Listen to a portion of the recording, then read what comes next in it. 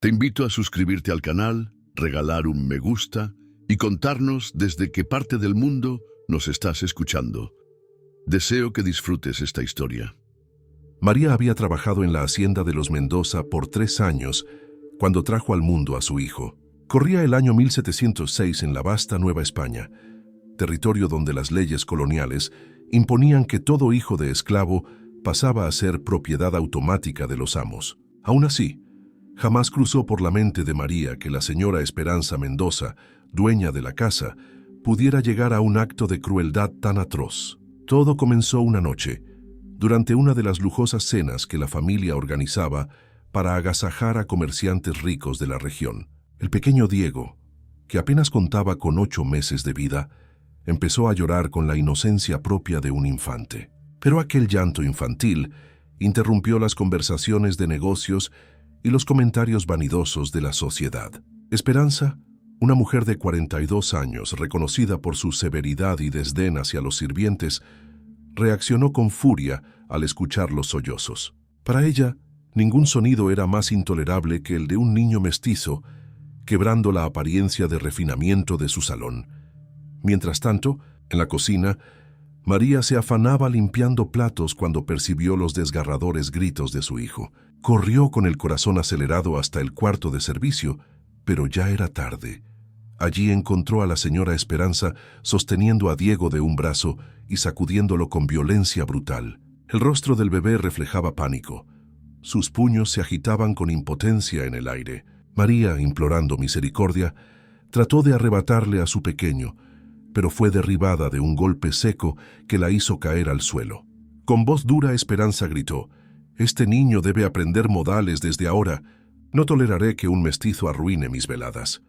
Desde aquella noche, el tormento se volvió costumbre. Durante semanas, cada vez que el pequeño Diego emitía un llanto o un simple murmullo, la señora Esperanza descargaba su crueldad contra él. Lo encerraba en oscuros armarios durante horas, le negaba alimento por días enteros y en sus momentos más despiadados, lo colgaba de los brazos en el húmedo sótano de la casona. María intentaba protegerlo, pero cada intento de interceder terminaba en castigos más crueles tanto para ella como para su hijo. La situación alcanzó un punto insoportable una helada mañana de noviembre. Diego había pasado la noche con fiebre alta, luego de que Esperanza lo obligara a permanecer desnudo bajo una tormenta, como castigo por haber derramado un poco de leche. El cuerpo del niño temblaba sin control y su respiración se hacía cada vez más dificultosa. María, desesperada, rogó permiso para llamar al médico del pueblo, pero la respuesta de la señora fue una risa cruel que heló la sangre de todos en la casa. «Los esclavos no necesitan médicos. Si ese niño está enfermo es por tu culpa. Que se haga fuerte o que muera no me importa», sentenció con frialdad. Esas palabras sonaron en la mente de María como si fueran una condena irrevocable. Durante 2 días luchó contra la enfermedad de su hijo, meciéndolo en sus brazos, susurrándole canciones de cuna para no despertar la ira de sus opresores. Pero el cuerpecito de Diego ya no tenía fuerzas para resistir. En la madrugada del 3er día, exhaló su último suspiro entre los brazos de su madre. El dolor que atravesó el alma de María fue indescriptible. No solo había perdido a su hijo, también sentía la impotencia de no haber podido protegerlo y la rabia de saber que su muerte era consecuencia directa de una crueldad innecesaria. Si Diego hubiese nacido en otra familia, con otro color de piel, quizás todavía estaría vivo. Al descubrir el cuerpo sin vida del niño aquella mañana, la señora Esperanza no mostró compasión alguna. Con un gesto de fastidio ordenó: «Limpia este desastre y entiérralo en el jardín trasero junto a los otros. No quiero que su olor contamine mi casa». Aquellas palabras se clavaron en la memoria de María como un hierro candente. Con el corazón desgarrado, tomó a su hijo y lo envolvió en una manta que había tejido durante su embarazo. Mientras cavaba la pequeña tumba en la tierra húmeda del jardín, sus lágrimas se mezclaban con el barro, y en ese acto de despedida, entre sollozos y dolor, comenzó a gestarse en su mente un plan que cambiaría para siempre el rumbo de su vida y la de su verduga. No fue una decisión inmediata. La venganza maduró lentamente, como un fuego que se aviva en silencio. Durante 2 largos meses, María observó las rutinas de la familia, estudiando cada detalle, cada momento de vulnerabilidad de la señora Esperanza. Continuó con sus labores habituales, aparentando sumisión, pero dentro de ella ardía un fuego implacable, imposible de apagar. Con el paso de las semanas, María identificó un patrón en la rutina de su ama. Cada domingo por la noche, después de que su esposo partía hacia las plantaciones del norte y los hijos se retiraban a descansar, la señora Esperanza disfrutaba de un baño largo y perfumado en la gran tina de mármol importado. Era el único instante en que se encontraba sola, sin guardias, sin compañía, completamente vulnerable, sumergida en agua caliente aromatizada con aceites traídos de España. Ese momento se convirtió en la grieta perfecta dentro de la coraza de poder que parecía rodear a Esperanza. El domingo 15 de enero de 1706, María decidió ejecutar su plan. Durante la tarde preparó el baño como de costumbre, pero esta vez añadió una hierba obtenida en secreto de una curandera del pueblo. No era veneno, sino una planta capaz de inducir un sueño profundo sin alterar el aroma del agua.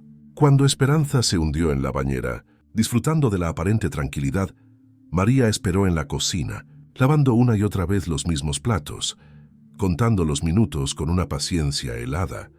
Pasadas las 9:30 de la noche, convencida de que la mezcla ya había surtido efecto, subió las escaleras en silencio. Al abrir la puerta del baño, encontró a la señora recostada en la tina, con los ojos cerrados y una expresión de paz que contrastaba con la crueldad de sus actos. Por primera vez en mucho tiempo parecía humana, pero María no olvidó los gritos de Diego ni las noches interminables de agonía. María había ocultado bajo los pliegues de su vestido un cuchillo de carnicero, el cual había afilado pacientemente durante semanas, hasta lograr que cortara con solo rozar el papel. Sus manos, acostumbradas al temblor causado por años de miedo, ahora estaban firmes, sostenidas por una fuerza que nacía del dolor más profundo. Se inclinó sobre la figura indefensa de su opresora y, sin vacilar, hundió el filo en su cuello con un tajo certero. Los ojos de Esperanza se abrieron de golpe, mostrando una mezcla de terror y confusión. Apenas tuvo tiempo de comprender lo que sucedía antes de que la sangre comenzara a brotar, tiñendo el agua con remolinos rojos. Pero María no se detuvo. Años de humillación y tormento salieron de su interior en un torrente incontenible. Continuó descargando su furia, cortando una y otra vez, como si cada movimiento del cuchillo fuera una voz de justicia largamente silenciada. Recordó los brazos que habían sacudido a su hijo hasta hacerlo vomitar, las manos que lo habían golpeado hasta cubrirlo de moretones. Con frialdad implacable, fue cercenando extremidades dedo por dedo, brazo por brazo. Cada corte era un grito ahogado de dignidad recuperada, una liberación de la impotencia acumulada. Incluso las piernas recibieron el mismo destino. Aquellas que habían caminado con arrogancia por la casa, ignorando el llanto de un bebé, fueron separadas con precisión quirúrgica. El torso fue lo más difícil, no tanto por la fuerza que requería, sino por el peso emocional que cargaba. Al abrir el pecho de Esperanza, María buscaba el corazón que había sido incapaz de compasión, la fuente de tanta crueldad. Cuando al fin lo sostuvo en sus manos, aún tibio, lo apretó con una fuerza que hizo escurrir la sangre entre sus dedos como lágrimas rojas. Era el símbolo tangible de la justicia, que nunca encontró en leyes ni autoridades. El proceso duró cerca de 4 horas. Al terminar, la bañera parecía un matadero, y el vestido de María estaba empapado en sangre, convertida ya en el símbolo líquido de una justicia visceral y primitiva. Sin embargo, lejos de perder la calma, actuó con una serenidad sorprendente. Con meticulosa precisión, recogió los restos de su ama y los envolvió en la misma manta con la que había cubierto el cuerpo sin vida de su hijo. Era un acto cargado de simbolismo, un trueque macabro donde la vida de su torturadora pagaba por la de Diego. No dejó huellas al azar, limpió cada baldosa, cambió el agua de la bañera varias veces, frotó con vinagre y sal hasta borrar cualquier mancha persistente. La experiencia de años como sirvienta le dio la habilidad de borrar toda evidencia. Cuando la primera luz del amanecer iluminó la casa, El baño parecía impecable, como si nada hubiese ocurrido. Los restos de Esperanza fueron enterrados por María en el mismo jardín donde descansaba Diego, aunque en una fosa más profunda, inaccesible para los animales carroñeros. Desde esa madrugada, la mujer ya tenía lista la historia oficial que sostendría. La señora Esperanza había partido de improviso hacia la Ciudad de México para visitar a su hermana, llevándose solo lo indispensable. No era un comportamiento extraño en ella, acostumbrada a escapar de responsabilidades domésticas cuando lo deseaba. Durante los días siguientes, María interpretó su papel a la perfección. Se mostró inquieta, preguntó a los vecinos si habían visto algo inusual y hasta sugirió enviar mensajeros para buscarla en localidades cercanas. Cuando el señor Mendoza regresó de sus plantaciones, una semana después, se irritó más que preocuparse. Esperanza siempre ha sido caprichosa, murmuró revisando la correspondencia acumulada. Seguro volverá cuando se le acabe el dinero. Pero el tiempo pasó, y las semanas se convirtieron en meses sin noticias. Entonces, sí, la preocupación se volvió real. El señor Mendoza organizó búsquedas oficiales y ofreció recompensas por información. Las autoridades coloniales interrogaron a todos los sirvientes, incluida María, pero su actuación fue tan convincente que nadie sospechó de ella. Por primera vez en años, María sintió algo parecido a la paz. Podía dormir sin escuchar los gritos de Diego en sus pesadillas. Había conseguido, con sus propias manos, la justicia que el mundo le había negado. Sin embargo, la venganza había transformado algo profundo en María. Ya no era la mujer sumisa y atemorizada que había servido con la cabeza baja durante años. Ahora en su mirada se percibía una dureza distinta, una confianza que imponía respeto e incluso temor entre los otros sirvientes y hasta entre los propios miembros de la familia Mendoza. Había probado el poder absoluto sobre la vida y la muerte, y esa experiencia la había convertido en alguien mucho más peligroso que una simple esclava. Con el paso del tiempo, la desaparición de Esperanza Mendoza se convirtió en un misterio que alimentaba rumores y leyendas locales. Nadie podía explicar cómo una dama de la alta sociedad colonial podía esfumarse sin dejar rastro. Algunos susurraban que había huido con un amante secreto, otros aseguraban que había sido víctima de bandidos en un camino solitario. Pero nadie, absolutamente nadie, sospechó de la sirvienta silenciosa que continuaba barriendo y limpiando la casa con la misma dedicación de siempre. María permaneció en la hacienda 9 años más. El señor Mendoza, consumido por la pérdida y convertido en un hombre amargado, pasaba la mayor parte del tiempo en sus plantaciones. Sus hijos crecieron, se casaron y abandonaron la mansión que poco a poco fue quedando vacía. Y en ese espacio desolado, María comenzó a ocupar un lugar distinto, mucho más influyente de lo que cualquiera hubiera imaginado. La ausencia de Esperanza transformó lentamente la vida dentro de la hacienda. María dejó de ser vista solo como una sirvienta más y empezó a asumir, casi sin proponérselo, responsabilidades de mayor peso. Supervisaba las compras, organizaba a los demás trabajadores y tomaba decisiones que antes hubiesen recaído en su ama. Con el tiempo, incluso manejó ciertos aspectos de las finanzas menores de la casa. Resultaba irónico. Aquella mujer que había sido tratada como propiedad tenía ahora más poder práctico que muchos hombres libres de la región, pero ese poder no le trajo alivio. El secreto que guardaba se volvía cada año más pesado, no por remordimiento, pues nunca lamentó haber castigado a Esperanza, sino por la soledad de cargar un hecho tan monumental sin poder compartirlo con nadie. Su acto de justicia permanecía oculto, sepultado bajo capas de silencio y de rutina. Todo cambió en 1715, cuando María tenía 38 años. Una nueva familia se estableció en el pueblo y entre sus criados llegó una mujer llamada Carmen, quien había perdido a su hijo en circunstancias similares a las de María. Durante una charla en el mercado, Carmen reveló que su antigua patrona había dejado morir a su bebé de hambre. A veces soñaba con vengarse, pero nunca había tenido la fuerza para hacerlo. Aquella confesión resonó en María como un eco. Esa misma noche decidió compartir lo que había guardado en secreto durante casi una década. Esa noche, María invitó a Carmen a caminar por el jardín de la hacienda Mendoza. La luna iluminaba tenuemente el terreno húmedo cuando la condujo hasta un rincón apartado, allí donde reposaban los restos de su hijo y más abajo los de su antigua ama. Sin pronunciar palabra, comenzó a cavar con las manos. Carmen observaba en silencio hasta que los primeros fragmentos de hueso quedaron expuestos entre la tierra. Entonces lo comprendió todo. En lugar de espanto, los ojos de Carmen se llenaron de una admiración casi reverente. «Tú lo hiciste. Realmente lo hiciste», ya susurró con voz temblorosa. Por primera vez, María sintió que no estaba sola. Alguien entendía el motivo detrás de su acto. No solo la violencia, sino la necesidad de justicia. Sentadas junto a la tumba clandestina, María relató con detalle cada etapa de su venganza.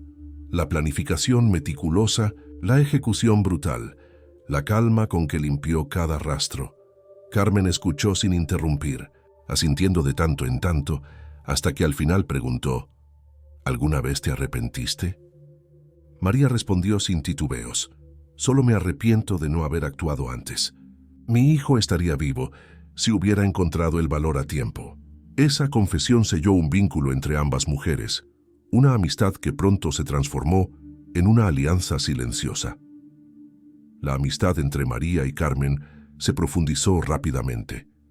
Compartían no solo el dolor de haber perdido a sus hijos por culpa de la crueldad de sus amos, sino también la certeza de que el silencio ya no podía ser la única respuesta. En sus conversaciones nocturnas, Carmen comenzó a ver en María no solo a una mujer fuerte, sino a un símbolo viviente de resistencia. Con el tiempo, la historia de lo que María había hecho empezó a difundirse discretamente entre las sirvientas de la región. No se conocían los detalles sangrientos, pues solo Carmen sabía la verdad completa, pero sí circulaba la idea de que era posible levantarse contra los abusos, de que los oprimidos no estaban condenados a aceptar su destino con sumisión. Así, María se convirtió en una figura legendaria entre mujeres que trabajaban bajo el yugo de la esclavitud y el maltrato. Varias comenzaron a buscarla para pedir consejo en situaciones imposibles. Una joven violentada por su amo, un anciano obligado a trabajar hasta el agotamiento, una mujer embarazada, amenazada con la venta de su hijo aún no nacido. María escuchaba cada caso con atención, ofreciendo palabras de aliento y en ocasiones sugerencias de resistencia creativa. Nunca alentó de forma directa la violencia, pero su sola existencia demostraba que desafiar era posible. Con el paso de los años, la reputación de María creció como un susurro que recorría cocinas y patios traseros. Entre quienes conocían su historia, comenzó a ser llamada simplemente la justicia. Su nombre se convirtió en sinónimo de valentía y resistencia silenciosa.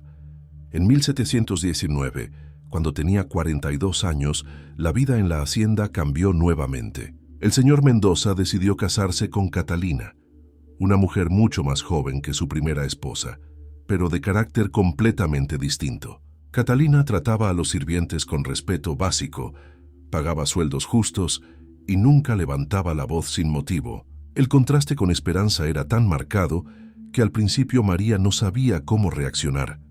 Sin embargo, Catalina pronto notó que María no era como los demás criados. Había en ella una seguridad inusual, una inteligencia que se manifestaba en la manera en que organizaba las labores y en el respeto que los demás le demostraban. Veía en ella a una líder natural, una mujer que cargaba consigo una historia que los demás obedecían sin necesidad de gritos ni amenazas.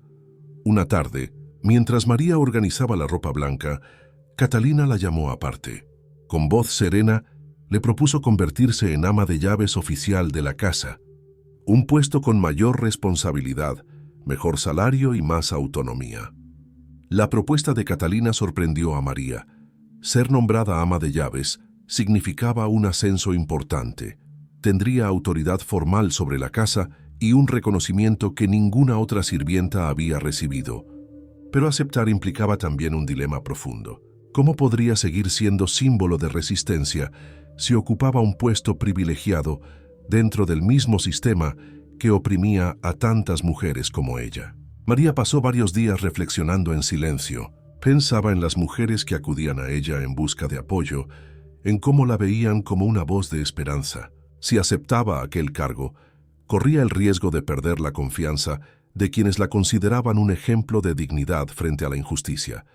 Finalmente, rechazó la oferta. Con serenidad, le explicó a Catalina que prefería mantener su posición actual, que valoraba la cercanía con los demás trabajadores y las conexiones que había tejido con ellos. Catalina aceptó la decisión sin resentimiento, aunque no alcanzó a comprender del todo las razones de María. En realidad, la mujer había descubierto que su propósito iba más allá del progreso personal. Con cada consejo, con cada historia escuchada, se estaba transformando en el corazón de una red silenciosa de resistencia que se extendía más allá de los muros de la hacienda. Aquella red secreta que María fue tejiendo se convirtió en un movimiento de apoyo subterráneo. A veces, implicaba ayudar a personas a escapar de amos especialmente crueles. En otras ocasiones, se trataba de brindar información sobre resquicios legales que podían usarse a favor de los oprimidos o de contactar a sacerdotes comprensivos que estaban dispuestos a intervenir. En los casos más extremos, cuando todo lo demás fallaba, María ofrecía ideas de resistencia más directas. En 1721, una mujer llamada Isabela acudió a ella con una súplica desgarradora. Su amo torturaba constantemente a su hijo de 6 años como método de control. Isabela vivía consumida por el terror de perderlo en cualquier momento. Había escuchado rumores sobre lo que María había hecho en el pasado y, aunque no se atrevió a pedírselo de manera explícita, era evidente que esperaba una solución drástica. María la escuchó con el corazón encendido de indignación. La historia de Isabela era un reflejo cruel de la suya propia. Otro niño inocente convertido en instrumento de tortura contra su madre. Le pidió que regresara en una semana, mientras buscaba una salida.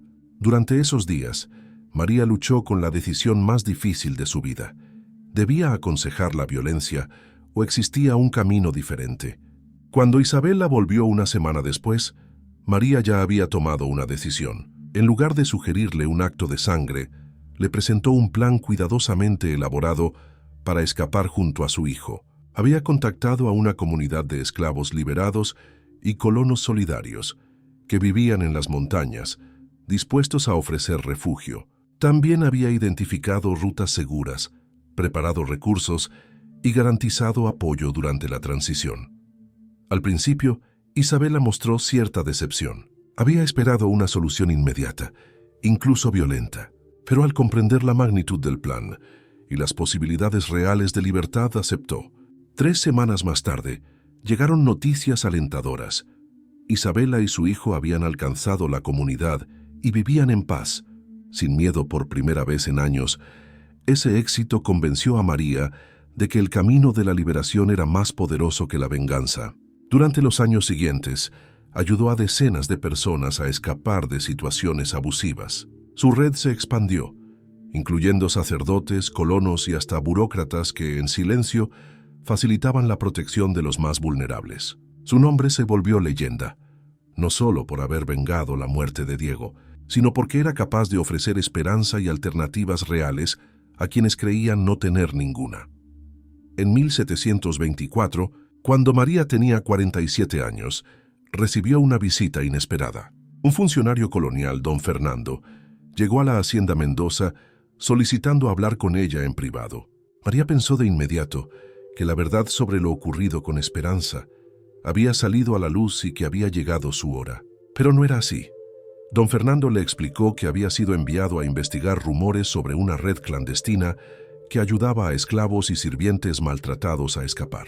Aunque oficialmente la corona no podía aprobar semejantes actos, algunos funcionarios reconocían que los abusos extremos amenazaban la estabilidad social. Por ello, buscaban maneras discretas de contener la violencia sin desafiar directamente la institución de la esclavitud. El funcionario había oído hablar de la labor de María y, lejos de querer detenerla, deseaba colaborar. Le propuso un acuerdo informal. Él le proporcionaría información anticipada sobre redadas o investigaciones, mientras ella compartiría noticias de situaciones que estaban a punto de estallar en violencia dándole a las autoridades oportunidad de intervenir antes de que ocurrieran rebeliones o asesinatos. María dudó al principio, desconfiada de todo hombre con poder colonial, pero tras largas conversaciones, comprendió que aquel arreglo podía abrir puertas para salvar más vidas sin exponerse al peligro. El acuerdo con don Fernando permitió a María expandir su red de manera significativa. Con la protección silenciosa de un funcionario colonial, podía actuar con mayor libertad y eficiencia. Los rescates y escapes se multiplicaron, y cada vez más familias encontraban refugio en comunidades seguras, lejos del alcance de amos abusivos. El impacto fue notable. Al disminuir la desesperación, también bajaron los casos de violencia y rebeliones sangrientas. María comprendió que su labor ya no era solo personal. Se había convertido en el eje de un movimiento que ofrecía alternativas reales en un mundo marcado por la opresión. Con el tiempo, su influencia creció más de lo que alguna vez habría imaginado cuando enterró a su hijo. No solo era recordada como la mujer que vengó la muerte de Diego, sino como una líder capaz de transformar el dolor en esperanza colectiva. Para muchos, su nombre significaba refugio, resistencia y dignidad. Aún así, el mayor legado de María no era el número de vidas salvadas, sino el cambio cultural que había sembrado. Los trabajadores y sirvientes de la región empezaron a verse como una comunidad capaz de apoyarse mutuamente. Ya no se sentían tan solos ni resignados.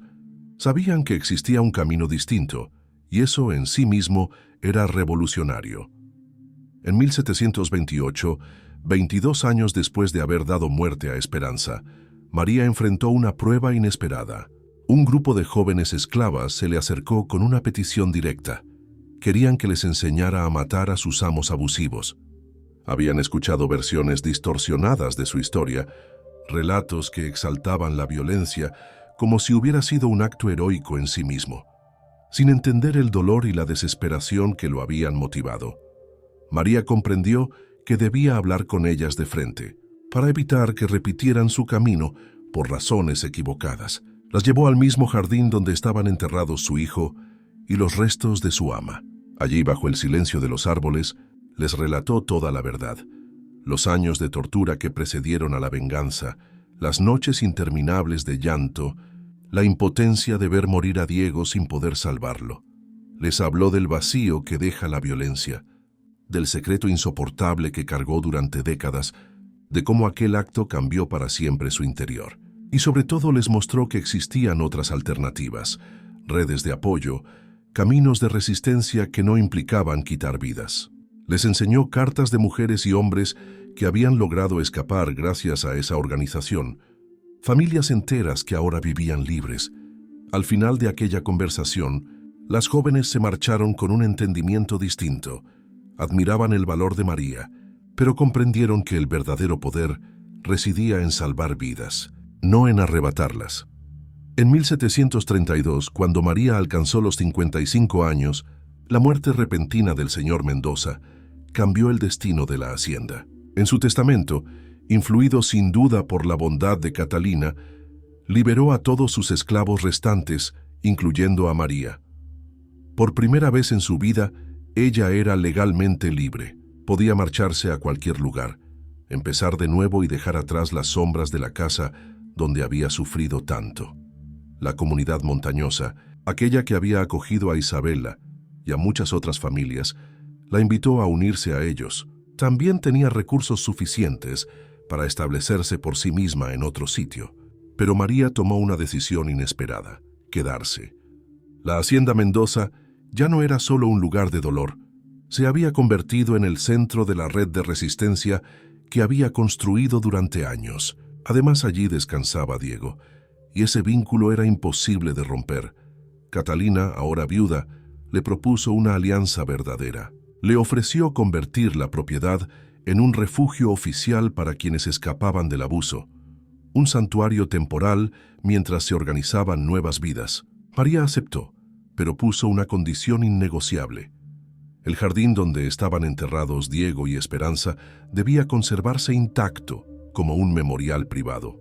No sería un monumento a la venganza, sino un recordatorio de que en un mismo corazón humano podían convivir el amor más puro y la justicia más implacable. Los últimos años de María fueron, paradójicamente, los más fructíferos de su vida. La red que había nacido de su dolor terminó por formalizarse en una organización reconocida, de manera tácita, por las autoridades coloniales. Cientos de familias lograron ser reubicadas en comunidades seguras y miles de niños crecieron sin el peso de los abusos que habían marcado a generaciones anteriores. Cuando María murió en 1740, a los 63 años, la noticia conmovió a toda la región. Su funeral congregó a personas de diferentes estratos: campesinos, trabajadores, colonos y hasta figuras poderosas que habían aprendido a respetar la magnitud de su obra. Para todos ellos, María era mucho más que una sirvienta liberada. Era la mujer que había demostrado que la justicia era posible, incluso para los más oprimidos. Por voluntad propia, en su lápida solo se grabaron 2 nombres, María y Diego. No había fechas, ni títulos ni descripciones de sus hazañas, solo madre e hijo, unidos para siempre en piedra, como nunca habían podido estar en vida. Aquella tumba sencilla se convirtió en símbolo de una historia que trascendió generaciones. Con el tiempo, la historia de María fue transformándose en leyenda. No se recordaba principalmente a la esclava que había asesinado a su ama, sino a la mujer que convirtió su dolor más profundo en un movimiento de liberación. Para algunos, la venganza había sido el inicio. Para otros, su verdadero legado estaba en la esperanza que sembró. Décadas más tarde, los cronistas de la época colonial mencionaban su nombre al hablar de los cambios en el trato hacia los trabajadores. Los historiadores debatían si debía ser vista como una criminal o una heroína, pero para las familias que habían encontrado refugio, gracias a su red, no había duda alguna. María había sido una salvadora. El jardín donde reposaban María, Diego y los restos de Esperanza se convirtió en un lugar de peregrinación silenciosa. Madres que habían perdido a sus hijos dejaban flores allí. Personas que luchaban contra la injusticia buscaban inspiración en esa tierra donde se había escrito una historia de amor, pérdida y justicia. La mayoría desconocía los detalles de aquella venganza sangrienta, y probablemente era mejor así.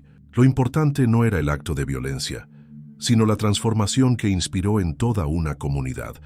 La verdad sobre lo ocurrido aquella noche de enero de 1706 permaneció oculta, conocida solo por unas pocas personas de absoluta confianza. Para la mayoría, María era recordada no por el filo del cuchillo, sino por el poder de su ejemplo.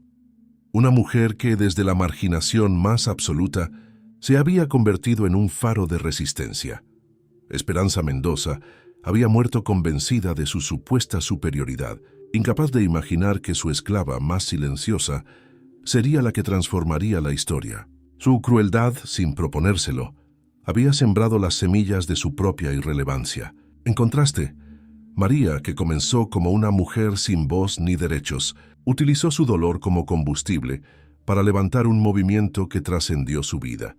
Al final, la historia de María no era solo un relato de venganza, sino de la fuerza transformadora del amor maternal y de la capacidad del sufrimiento humano para convertirse en motor de cambio. El pequeño Diego nunca conoció la libertad en vida, pero gracias a su madre, miles de niños crecerían libres del terror que lo consumió.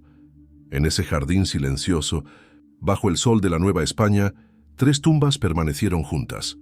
Una de inocencia perdida, otra de crueldad castigada y otra de redención ganada. Allí, el eco de la justicia de María siguió resonando en generaciones futuras, como un recordatorio de que incluso en las épocas más oscuras, una sola voz puede cambiar el destino de muchos. La sangre derramada en aquella bañera de mármol no quedó solo como un acto de furia, sino como la semilla de un futuro más justo. Con el paso de los años, la figura de María trascendió las fronteras de su tiempo. Su vida se convirtió en símbolo de resistencia y dignidad para quienes se negaban a aceptar la injusticia como destino inevitable. Las madres que habían perdido hijos encontraban consuelo al recordar su historia. Los oprimidos hallaban inspiración en su valentía, y aun aquellos que jamás conocieron los detalles íntimos de su venganza, repetían su nombre como un susurro de esperanza. María había demostrado que el dolor no siempre destruye. A veces se transforma en un arma poderosa contra la opresión. Su legado vivió en cada familia que logró escapar, en cada niño que pudo crecer libre del látigo y del miedo, que aunque las autoridades coloniales nunca reconocieron oficialmente su influencia, el impacto de sus acciones resonó mucho más allá de la Nueva España. Así, el eco de su justicia se extendió como un murmullo persistente, recordando a todos que incluso la voz de una mujer esclavizada podía sacudir los cimientos de un imperio. A medida que pasaban las décadas, el nombre de María se convirtió en una presencia inevitable en los relatos orales de los trabajadores y esclavizados de la región. Su historia viajaba de boca en cocinas, fogones y patios, transmitida como advertencia y también como inspiración. No importaba que muchos detalles se distorsionaran con el tiempo. Lo esencial permanecía intacto. La certeza de que una mujer, considerada invisible por el sistema, había encontrado la manera de desafiarlo. Los cronistas de la época, aunque divididos en sus juicios, no pudieron ignorar su existencia. Algunos la describieron como una criminal peligrosa, otros como un ejemplo del coraje que podían despertar las injusticias coloniales. Pero para los humildes, para los que habían sufrido abusos similares, María era un símbolo de que la resistencia no era un sueño imposible. El jardín donde descansaban sus restos y los de su hijo se convirtió en un lugar de memoria viva. Madres y padres llevaban flores en silencio, buscando fortaleza en aquella tierra marcada por la tragedia y la redención. Allí, más que un cementerio, se erigía un recordatorio de lo que podía lograrse cuando el amor y la justicia se unían en un mismo corazón. La herencia de María no se redujo a la venganza contra su ama, sino al cambio que logró inspirar. Su vida enseñó que incluso en la más absoluta opresión existía la posibilidad de transformar el dolor en fuerza colectiva. La red que había tejido con paciencia se convirtió en una semilla de organización, un ejemplo de solidaridad que otros imitaron en distintas regiones de la Nueva España. Para muchos, su figura representaba la prueba de que una sola persona podía marcar la diferencia, aun cuando el mundo entero parecía dispuesto a silenciarla. Los testimonios de aquellos a quienes ayudó, familias enteras que lograron escapar del abuso, niños que crecieron lejos del tormento, se convirtieron en la verdadera medida de su legado. Los historiadores seguirían discutiendo durante siglos si María debía recordarse como heroína o como transgresora. Sin embargo, en la memoria popular, la respuesta ya estaba dada. Fue una madre que convirtió su dolor en justicia y que, al hacerlo, abrió caminos de esperanza para otros. El eco de su historia trascendió el tiempo, recordando que la crueldad de los poderosos nunca es eterna. Pero la determinación de quienes resisten puede perdurar por generaciones. Con el correr de los años, el relato de María se convirtió en un faro para aquellos que vivían bajo el yugo colonial. Aunque muchos nunca conocieron su rostro ni los detalles íntimos de su vida, su nombre circulaba como un murmullo de aliento. Era la prueba de que la injusticia podía ser enfrentada, que el miedo no era invencible. En las cocinas de las haciendas, en los campos de cultivo y en los corredores de las casas señoriales, mujeres y hombres repetían su historia como advertencia y como esperanza. Cada palabra transmitida reforzaba la idea de que los oprimidos no estaban solos, de que podían construir redes invisibles de apoyo, tal como lo había hecho ella. El poder colonial intentó reducirla a un simple caso perdido en el tiempo, pero no lo consiguió. La memoria de María no dependía de archivos oficiales ni de monumentos públicos, sino de la voz viva del pueblo. Allí, en la tradición oral, su historia se volvió inmortal. Y aunque la tumba donde yacía junto a Diego y Esperanza permanecía sin adornos, ese pedazo de tierra adquirió un peso espiritual incalculable. Era el lugar donde se recordaba que del sufrimiento podía nacer la resistencia, y que incluso una mujer silenciada por el sistema podía convertirse en la raíz de un cambio que atravesara generaciones. Lo más asombroso del legado de María fue que su historia no quedó encerrada en un solo rincón de la Nueva España. Con el tiempo, viajaba de pueblo en pueblo, llevada por comerciantes, viajeros y esclavos fugitivos. Cada narrador añadía matices distintos, pero todos coincidían en un punto. María había demostrado que la dignidad podía ser defendida incluso cuando todo parecía perdido. Algunos relatos resaltaban la violencia de su venganza. Otros, en cambio, ponían el acento en la red de solidaridad que construyó después. De una u otra forma, su ejemplo se convertía en enseñanza. Para los más jóvenes era advertencia contra la resignación. Para las madres, una inspiración nacida del amor inquebrantable por sus hijos. Y para los hombres y mujeres explotados, una chispa de valor que les recordaba que la injusticia podía ser enfrentada. Las autoridades coloniales nunca lograron apagar ese eco. Podían controlar documentos, decretos y archivos, pero no la voz del pueblo. Así, mientras en los salones oficiales el nombre de María era ignorado, en los patios y cocinas se pronunciaba como un símbolo de fuerza. De esa manera, su historia se convirtió en parte de la memoria colectiva, tejida con la misma firmeza con la que María había entrelazado su dolor y su esperanza. Con el paso del tiempo, la tumba de María y Diego se transformó en un lugar de peregrinación silenciosa. No había estatuas ni inscripciones grandilocuentes, solo un pedazo de tierra humilde, en el jardín de la vieja hacienda. Sin embargo, aquel rincón atraía a madres que habían perdido a sus hijos, a hombres y mujeres que luchaban contra el abuso y a jóvenes que buscaban inspiración para resistir. Las flores frescas nunca faltaban sobre la tierra húmeda. Cada pétalo depositado allí era un acto de memoria, una forma de mantener vivo el ejemplo de una mujer que había transformado su dolor en justicia.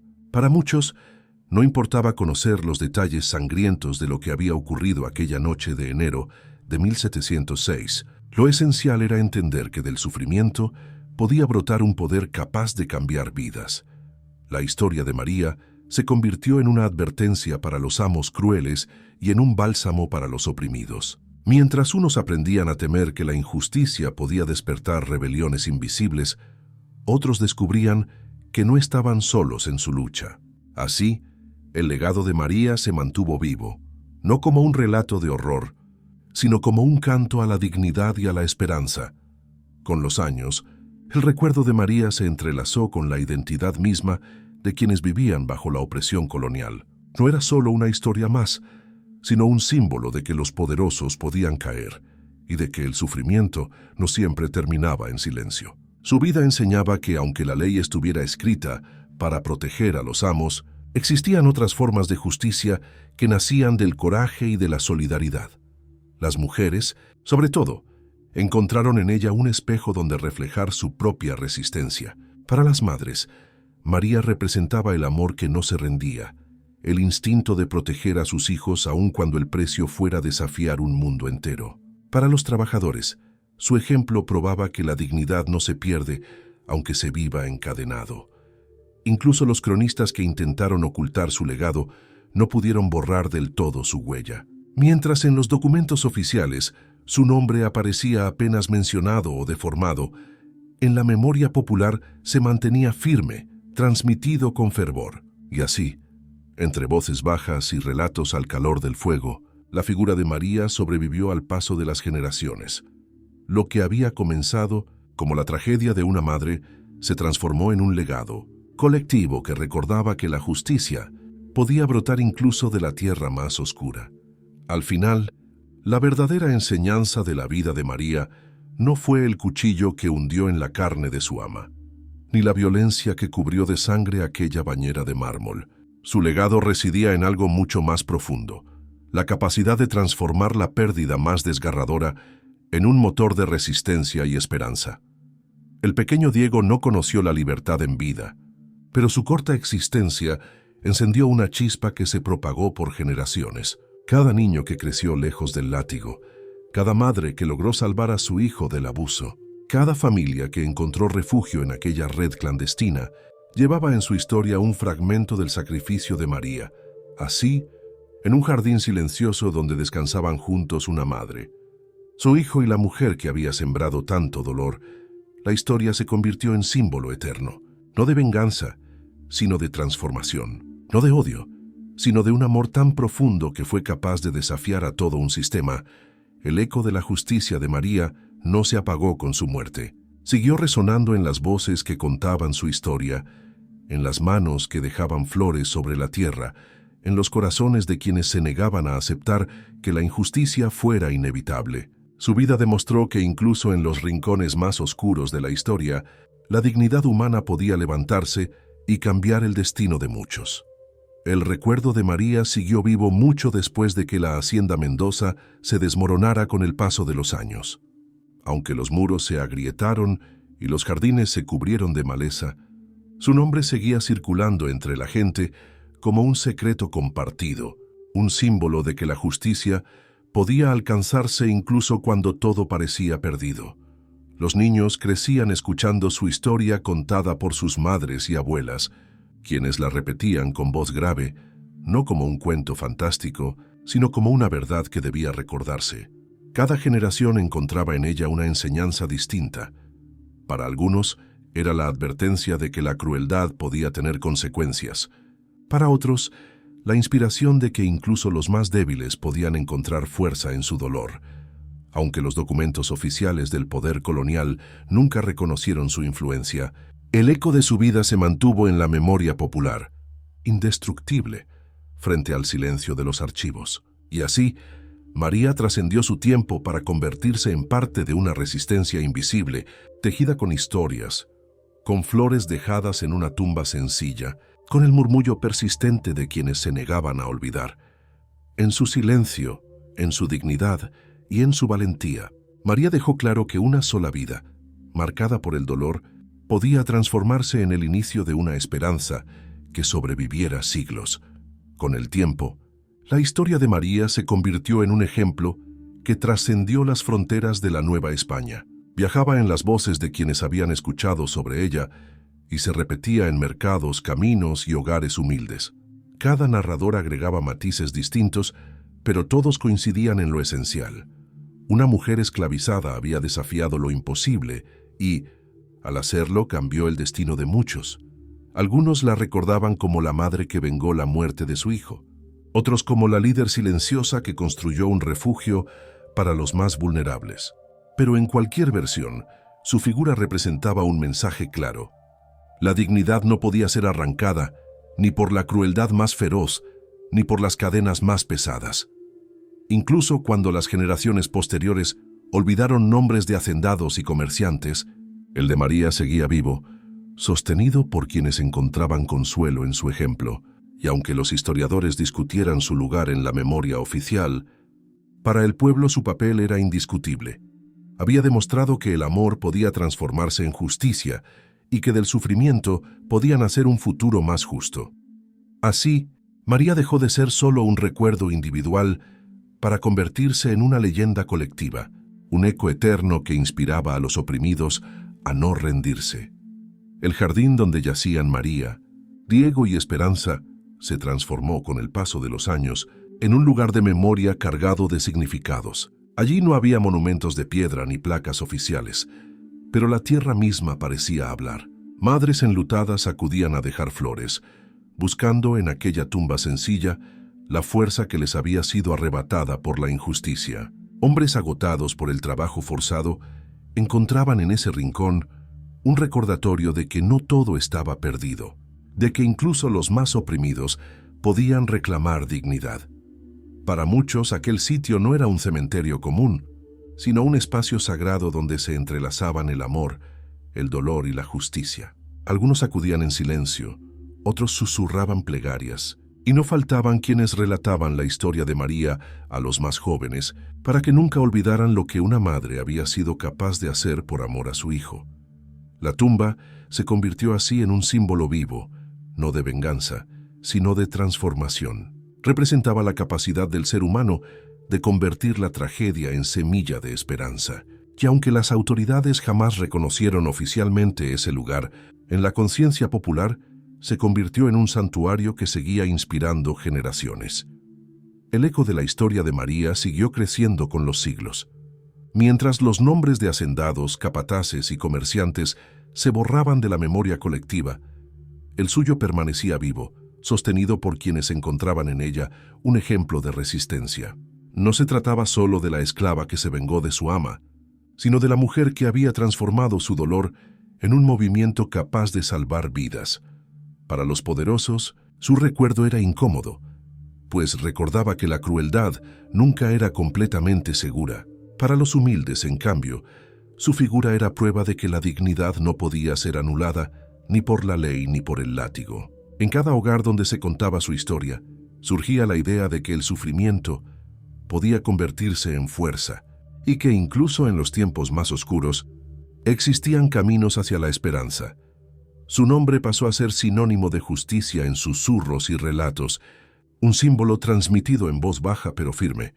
Así, María dejó de ser un individuo aislado y se convirtió en un arquetipo, la madre que, al perderlo todo, supo transformar su tragedia en un legado de esperanza para generaciones enteras.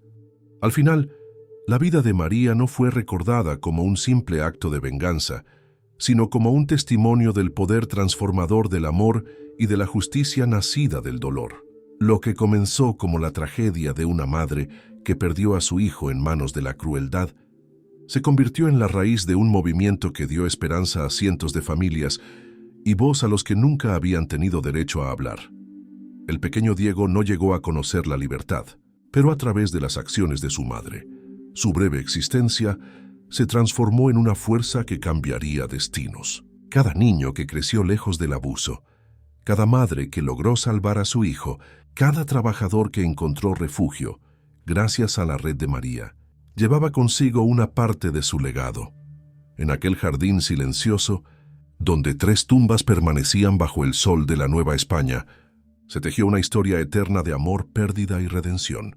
La sangre derramada en una bañera de mármol se convirtió en semilla de dignidad y justicia, y el eco de María, la mujer que desafió lo imposible, siguió resonando más allá de su tiempo, recordando a las generaciones futuras que incluso en la más profunda oscuridad, una sola voz podía iluminar el camino hacia un futuro más justo.